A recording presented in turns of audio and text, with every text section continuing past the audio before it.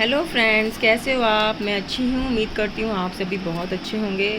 और जो भी लोग मेरे चैनल से जुड़ रहे हैं उनको बहुत बहुत दिल से शुक्रिया। और जो लोग अपना कीमती वक्त निकाल के मेरे चैनल को देखते हैं उनको भी बहुत बहुत थैंक यू। आप सबकी वजह से ही हम हैं, आप हो तो हम हैं, नहीं तो हम कुछ भी नहीं। तो चलिए, मैं कुछ दिनों से मॉरल स्टोरीज़ डाल रही हूँ जो आप लोगों को अच्छी भी लग रही है। अभी मैंने लास्ट एक चालाक लोमड़ी डाली थी, उस पर मेरे चैनल पे अब तक सबसे अच्छी व्यूज़ आए हैं। मुझे बहुत अच्छी लगी कि आप लोग मेरे चैनल को धीरे ही सही थोड़ा बहुत पसंद कर रहे हैं। तो आज मैं एक और स्टोरी लेकर आई हूँ, चूहे और हाथी की, जिसमें एक बहुत अच्छा मोराल है। इसमें भी एक बहुत अच्छा मोराल है। तो चलिए स्टार्ट करते हैं। बहुत पुरानी घटना है। एक बार पूरा गांव भीषण भूकंप के झटकों से बर्बाद हो गया। चारों ओर तबाही ही तबाही दिखाई दे रही। तो एक बार क्या हुआ, गांव में भूकंप आया। भूकंप से सब कुछ डिस्ट्रॉय हो गया। आपको ये पता होगा, पुराने टाइम में गांव में मिट्टी के मकान होते थे। तो जब वहाँ भूकंप आएगा तो जाहिर सी बात है सब कुछ बर्बाद हो ही जाएगा ना। गांव उजड़ गया और गांव वासी पड़ोस के गांव में जाकर रहने लगे। तो जब गांव उजड़ जाएगा तो और कहाँ जाएंगे, आसपास के गांव में जाएंगे। मौका देखकर खाली घरों में चूहों ने डेरा जमा लिया। अब क्या हुआ, जो बंजर तबाह हुए घर थे उनमें चूहे आ गए। कुछ 100 से 1000 हुए, फिर लाख हुए। इस तरह उनकी संख्या बढ़ती गई। ठीक है। और इसी उजाड़ गांव के निकट के तालाब था। इस उजड़े हुए गांव के पास क्या था दोस्तों, तालाब, जहाँ हाथियों का झुंड पानी पीने आया करता था। तो हाथियों का क्या आता था, झुंड आता था वहाँ, क्या करने आता था, पानी पीने। तो यहाँ तक पहुँचने के लिए गाँव के खंडरों से होकर गुजरना पड़ता था हाथियों को। तो गाँव के खंडरों से गुजरता हुआ एक हाथियों का झुंड वहाँ उस तालाब में पानी पीने आता था। हाथियों के भारी भरकम पैरों तले रोज सैकड़ों चूहे कुचले आते। अब हाथी का पैर डलेगा तो चूहे तो बेचारे मर ही जाएंगे, कुछ मर जाएंगे, कुछ सदा के लिए अपंग हो जाएंगे। चूहे इस समस्या से परेशान उदास रहते थे, लेकिन कुछ कर सकने में असहाय थे। तो इस मुसीबत से छुटकारा पाने के लिए एक दिन चूहों ने सभा की। तो अब हमारी लाइफ में कोई भी प्रॉब्लम आती तो हम पंचायत करते हैं, सभा करते। तो चूहों ने भी सभा की, जिसमें निर्णय लिया गया कि इस बारे में हाथियों के राजा, जो झुंड का राजा है, उसमें बात की जाएगी। तो ये देखिए, ये चूहे सभा कर रहे हैं, बात सोच रहे हैं कि हाथियों से बात की जाएगी। नेक्स्ट, तो एक दिन चूहों का राजा हाथियों के राजा के पास जाकर बोला। तो चूहों का जो हेड था वो हाथियों के हेड के पास गया और बोला, महाबली, हम गांव के उजाड़ पड़े घरों में रहते हैं। कि महाबली जो हाथी महाबली हुआ ना, तो हम गांव के उजाड़ पड़े घरों में रहते हैं। और जब भी हाथियों का झुंड पानी पीने के लिए वहाँ से गुजरता है तो हमारे बहुत से साथी उनके पैरों तले कुचले आते हैं। कि भाई, आपका हाथियों का झुंड जब पानी पीने के लिए उस तालाब से गुजरता है तो सारा हमारे मतलब चूहे ना कुचले जाते हैं पैरों तले। कृपा करके आप अपना रास्ता बदल लें, और इसके बदले हमसे जो बन पड़ेगा आपकी सेवा करेंगे। मौका पड़ा तो आपके खूब काम आएंगे। तो इसके लिए हम आपसे प्लीज़ रिक्वेस्ट कर रहे हैं कि आप तालाब में पानी पियो। हम पानी पीने से नहीं रोक रहे आपको, लेकिन आप अपना रास्ता बदल लो। भाई, जिस रास्ते में हम चूहे मर रहे हैं, कुचले जा रहे हैं, आप रास्ता बदल लो, आपको कोई ना कोई रास्ता तो मिल ही जाएगा। और इसके बदले में हम ज़िंदगी में कभी ना कभी आपकी हेल्प ज़रूर करेंगे।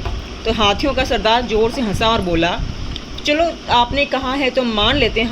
हाथी जो थे इसमें स्टोरी में थोड़े अच्छे मन के थे। उन्होंने उनकी बात समझी, उन्होंने अपना रास्ता बोलिया, पर उन्होंने थोड़ा सा मजाक किया कि आप इतने छोटे से चूहे, भला हमारे क्या काम आओगे हाथियों के, मतलब चूहा हाथी के क्या काम आएगा उस वक्त उन हाथियों ने ये सोचा। तो चलो, जो भी हुआ, उस वक्त चूहों का राजा उसको थैंक यू बोलकर अपने घर लौट गया। उसे लग रहा था कि अब मुसीबत टल जाएगी। ऐसा ही हुआ, हाथियों ने अपना रास्ता बदल लिया। इस स्टोरी में कई स्टोरीज़ में हाथी बहुत गंदे दिखाई जाते हैं, लेकिन इस स्टोरीज़ में हाथी जो बहुत अच्छे थे, उन्होंने अपना रास्ता बदल लिया।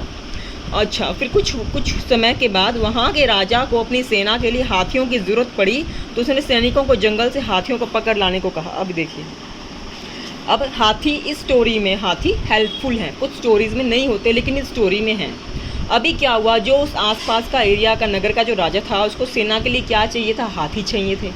तो उसने अपने सैनिकों को बोला कि तुम जंगल जाकर हाथियों को पकड़ कर लाओ। तो सैनिक जब जंगल में पहुंचे तो उन्होंने हाथियों का यही वाला झुंड देखा जिन्होंने रास्ता बदल लिया था। तो उन्होंने बेहद मजबूत जाल बिछा दिया, जिसमें कई हाथी फंस गए। तो सैनिकों ने क्या किया, जाल बिछा दिया। ये देखिए, जाल बिछा दिया, उसमें कई हाथी फंस गए। अब उससे जाल से हाथी कैसे निकलेगा? उनकी तो सभी कोशिशें बेकार हो गई। तो जाल में फंसे बेचारे हाथी सोच रहे थे कि इस बिन बुलाई मुसीबत से छुटकारा कैसे पाया जाए।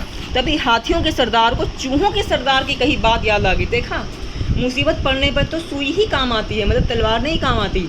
अब जो जाल था, तो उस वक्त हाथियों के सरदार को बात याद आई जो चूहों के सरदार ने उनसे कही थी कि वक्त आएगा तो हम आपकी कभी ना कभी हेल्प कभी ज़रूर करेंगे।